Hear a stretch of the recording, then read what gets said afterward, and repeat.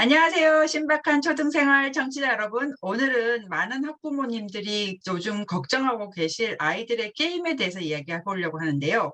오늘 게임 분야에서 오래 종사하신 교수님을 모시고 이야기를 나눠보려고 합니다. 원은석 교수님, 안녕하세요. 본인 소개 안녕하십니까? 부탁드립니다. 안녕하세요. 네, 반갑습니다. 반갑습니다.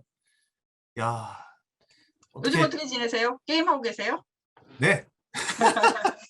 아니, 우리 교수님께서 매일매일 이렇게 안녕하게 지낼 수 있는 이유는 제가 매일 밤마다 지구를 지키고 있기 때문에, 네. 아, 네. 이라고 생각을 하고 감사합니다. 있습니다. 네.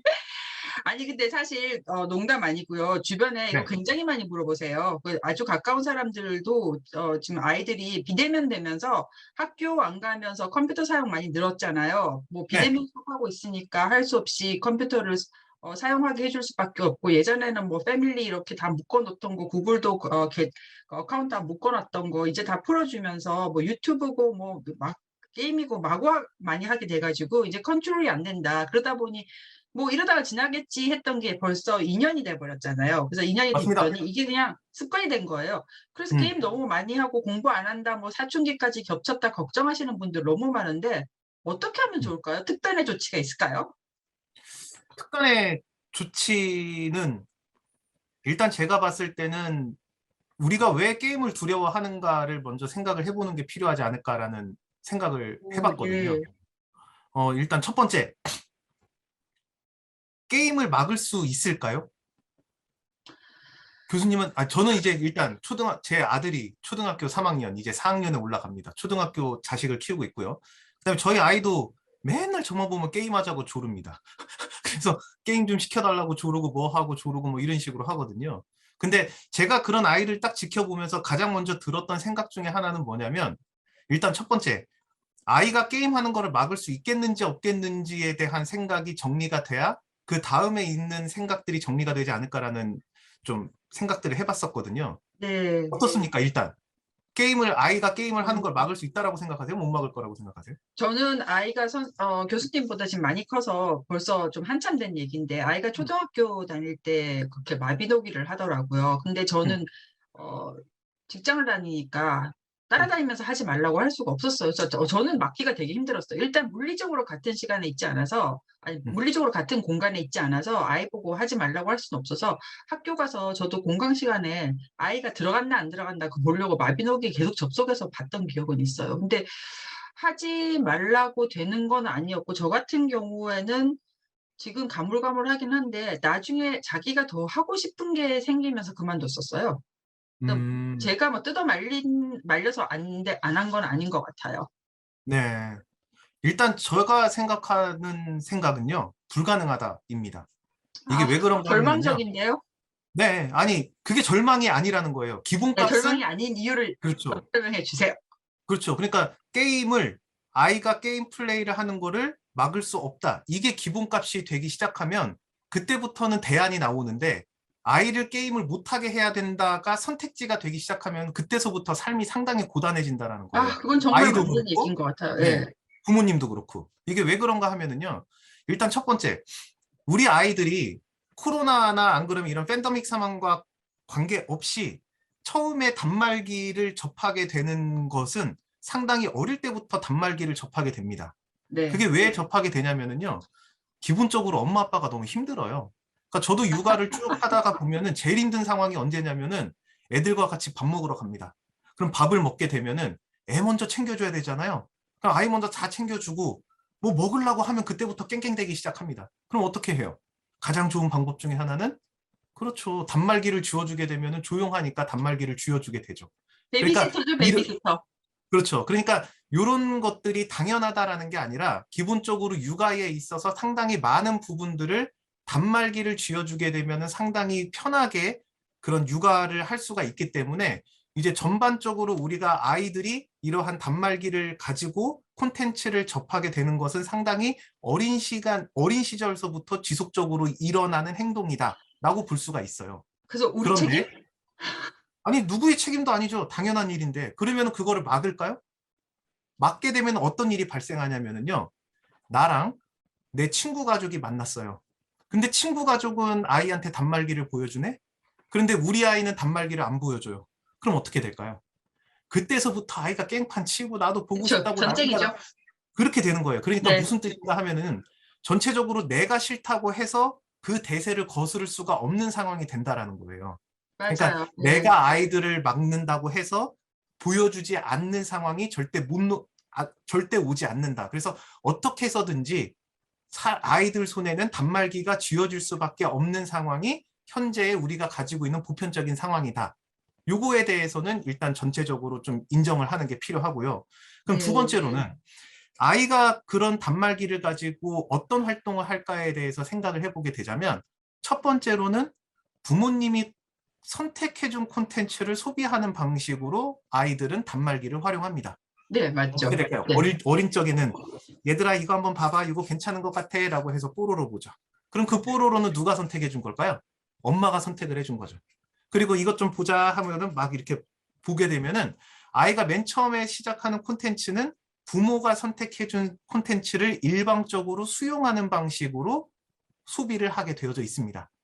그런데 애가 이렇게 막 보다 보면은 나중에 부모가 이렇게 단말기 이렇게 막 보다 보면은 어떤 현상이 발생하게 될까요?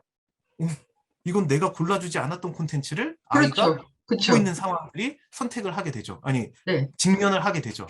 그런 것 같은 경우에는 아이가 이렇게 몇 번 또닥또닥 조작을 해보다 보면은 자기가 그런 영상을 타고 가서 선택을 하는 거일 수도 있고 아니면은 뭐 유튜브나 이런 알고리즘들이 자동적으로 재생을 해줘서 아이들이 노출이 되는 경우도 있고 그러다 보면은 기본적으로 아이들은 부모님이 선택해준 콘텐츠만 접하게 되는 것이 아니라 자이든 타이든 간에 다양한 유형의 콘텐츠에 접하게 되는 상황에 놓여질 수밖에 없다라고 하게 되는 흐름으로 넘어가게 돼 있는 거예요. 그렇죠. 우리도 뭐 넷플릭스 처음 보다 보면 나중에 뭐 음, 온갖 걸 다 보고 있게 되니까요. 그죠? 그러면은 여러 가지 콘텐츠들에 접하게 되어 있을 때 우리가 생각해 봐야 될 것은 그럼 과연 어떤 콘텐츠가 여러 콘텐츠들 중에서 우위를 가질 수 있을 것인가에 대한 생각도 필요하다라는 거죠. 아, 그럼 네. 제가 결국에는 그걸 두 번째 질문이었어요. 네. 만약에 우리가 어쩔 수 없이 음, 아이들이 게임을 하거나 그런 컨텐츠를 소비하는 거에 대해서 막을 수 없다면, 음. 그거를 이제 걸을 수 없는 대세라면, 그러면 그래도 좀 인생에 도움이 되는 그런 어떤 종류가 있을까요? 아니면 또 이거는 절대로 피해야 되는 게 있을까요? 그걸 여쭤보려고 했었어요. 그러면 네. 어떻게 될까요? 네, 그거는 이제 조금만 이따가 좀 말씀을 드리도록 네네. 하겠습니다. 네, 그리고 두 번째 질문 내가 입력 빡 해놓고 자, 네네. 그러면은 이제 아이들이 나름대로 이제 여러 유형의 콘텐츠나 여러 종류의 콘텐츠에 노출이 되게 되면 그 중에서 하나를 선택을 하게 되어져 있잖아요. 네. 그러면은 대부분 아이들은 가장 재미있는 콘텐츠를 선택을 할 가능성이 상당히 높게 되고요. 아이들이 재미있어 하는 것들은 기본적으로 조작과 그 조작에 의한 결과가 명확하게 드러나는 게임 유형의 것들로 흘러갈 수밖에 없는 게 또 자연스러운 선택 중에 하나가 되게 되어져 있죠. 네. 그러면은 그렇죠. 네. 대부분의 경우에는 아이들이 거의 저희가 아이를 키워보고 관찰을 해본 결과로는 한 4살이나 5살 때쯤 정도가 되면은 기본적으로 단말기를 그냥 보고 있는 것이 아니라 조작을 하면서 단말기를 보게 되는 유형으로 좀 음, 발전을 하게 되고요. 그러다 보면은 제가 봤을 때는 빠르면 유치원 한 6살, 아니, 유치원 한 5살, 6살 아니면은 한 초등학교 저학년 정도가 되게 되면 기본적으로 자기가 좋아하는 하나의 게임 정도는 접하게 되어져 있는 게 지금 우리가 직면해 있는 현실이 아닐까라는 생각을 하고 있습니다. 자, 네. 그런 식으로 자연스럽게 흐름을 가지고 내가 게임을 아이들이 선택을 하게 되었었는데 이런 게임이라고 하게 되는 특성 중에 하나는 무엇이 있냐면요. 게임은 기본적으로 상당히 하는 사람은 이해하기 쉬운데 지켜보는 사람은 이해하기가 어려운 게 게임의 특징이에요. 맞아요. 무슨 네. 뜻인가 하면은요. 엄마가 아이들한테 책을 골라줍니다. 그러면은 도서관 같이 가죠. 그러면 엄마는 아이에게 골라줄 책들에 대한 검토를 상당히 효율적으로 할 수가 있어요. 왜 그럴까요? 쭉쭉 넘겨보고 괜찮네 싶으면 골라주면 음, 되잖아요. 근데 음. 게임은 어떨까요? 게임은 기본적으로 조작을 해야 되고 그렇죠. 시간을 들여서 플레이를 해봐야 아 이게 어떤 게임이구나라는 걸 알 수가 있기 때문에 음, 기본적으로 플레이 해보지 않는 이상에는 경험을 공유하기가 상당히 어려운 특성을 가지고 있어요. 그렇기 맞아요. 때문에 아이들이 어떤 게임을 플레이를 하고 있고 걔가 즐기고 있는 게임들이 있다라고 하게 되면 대부분의 부모님들, 게임에 관심이 없는 아니면 게임을 잘 모르시는 부모님들 같은 경우에는 그 게임을 같이 아이가 어떤 게임을 플레이하고 있고 어떤 게임을 즐기는지에 대한 그런 경험들을 공유하기가 상당히 어려워지게 되는 거죠. 그쵸. 근데 그렇다고 그 많은 게임을 다 뭐, 사실 게임 안 좋아하면 아이 교육을 위해서 게임을 다 일일이 해보는 것도 보통 일이 아니더라고요. 저도 좀 그럼요. 그렇게 해보려고 해봤는데, 뭐 손이 안 따라주고 머리가 안 따라주고 뭐 그렇더라고요. 그렇죠. 그런데 아이 입장에서 생각을 딱 해보게 되면은요. 내가 노출되었던 여러 콘텐츠들 중에 음, 내가 선택을 한 콘텐츠는 게임인 거잖아요. 네. 그러면은 그러한 선택에 대해서 얼마만큼 부모님들이 그 선택에 대한 지지와 이해를 해주었는가를 다시 한번 물어볼 수가 있는 거죠. 대부분의 엄마들이 안심을 하는 케이스는 뭐냐면요. 내가 선택해준 뽀로로를 아이가 보고 있으면은 어떤 뽀로로를 보든지 간에 엄마들은 안심을 합니다. 그렇지 않나요? 네, 그쵸. 뽀로로의 에피소드가 정말 많아요. 근데 네, 그 많은 에피소드들은 엄마가 뽀로로를 선택을 해줬으니까 어떤 에피소드를 보든지 간에 아이가 뽀로로를 보고 있으면 쟤는 잘하고 있는 거겠지라고 안심을 하게 되죠. 네네. 그런데 아이가 선택한 게임이라고 하게 되는 그 콘텐츠는 아이가 대부분 자기의 선호에 의해서 그다음에 자기의 경험에 의해서 의지를 가지고 선택을 했을 경우가 상당히 높거든요. 그런 선택에 대해서 기본적으로 얼마만큼 동의를 해주고 지지를 해주었는지에 대해서는 한 번쯤은 생각을 해볼 필요가 있는 거죠. 게임이야? 그거 많지 않을 것 같아요. 네, 그렇게 지지하시는 부모님들. 왜냐하면 주변에 이것 때문에 걱정하시는 경우는 들어봤어도 내가 이해를 하려고 같이 플레이를 해봤다든지 뭐, 아니면은 지지를 해준다든지 뭐 그런 얘기는 저는 거의 들어본 적이 없거든요. 그나마 제가 아이를 감시하려고 마비노기를 한 경우가 거의 유일한 그런 경우인 것 그렇죠. 같아요. 네. 근데 지지는 아니었고, 멀리 있어서 어떻게 애를 감시를 못하니까 여기서라도 뭐 하는지 봐야지 뭐 접속했나 안 했나 이런 감시의 개념이 더 컸죠, 사실은. 그렇죠. 그러니까 제가 말씀드리는 핵심은 뭐가 있냐면 기본적으로 게임을 안 좋아하는 사람들은 안 좋아해요. 그리고 손에 잡기도 맞아요. 어렵고 네. 그다음에 아이들이 하는 게임이 또 쉬운 게임은 또 아니에요. 뭐 하다 보면은 뭐 조작도 잘 안 되고 요즘 아이들이 가장 많이 하는 게임이 브롤스타즈라는 게임이 있거든요. 네네. 있어요. 그 막 세 명이 나와가지고 총싸움 하는 건데 아 게임에 단련이 되어 있는 저도 브롤스타즈에서 가면 처참한 패배를 항상 맛보고 있습니다. 그것도 초등학생 애들한테 항상 깨진다는 그 생각을 하게 되면 막 이렇게 되는데 게임 자체가 쉬운 게 아니고 상당히 네. 좀 어렵고 시간을 많이 소모를 해야 돼요. 그러니까 그런 것들이 두려운 거는 사실이기는 하지만 기본적으로 아이가 게임을 한다. 그리고 아이가 게임을 선택했다. 이 부분에 대해서 공감을 해줄 수 있는 마음의 자세는 되어 있는가에 대한 것이 일단 제가 첫 번째로 묻고 싶은 내용이에요. 게임을 하는구나 라고 하게 되면 너 게임을 하네? 어떤 게임이야? 한 번쯤은 물어봐 줄 수도 있고요. 너 게임을 하네? 그 게임 재밌어? 엄마한테 얘기 좀 해줘봐.